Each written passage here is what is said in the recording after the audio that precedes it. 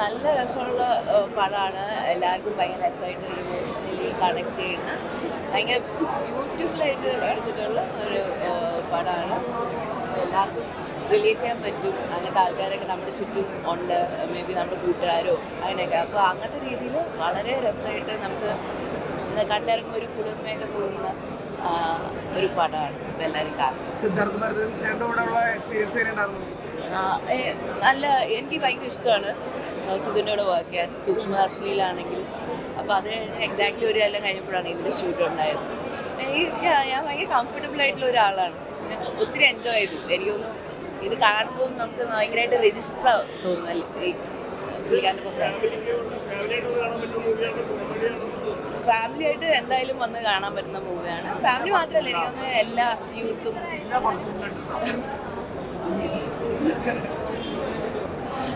എല്ലാവർക്കും കാണാൻ പറ്റുന്ന മൂവിയാണ്. എനിക്കൊന്നും കോമഡി എന്ന് പറയുന്നതിനെക്കാട്ടും ഒരു ഭയങ്കര ഒരു ഇമോഷണൽ ആയിട്ടുള്ളൊരു ജേർണിയും കൂടെ ഉണ്ട്.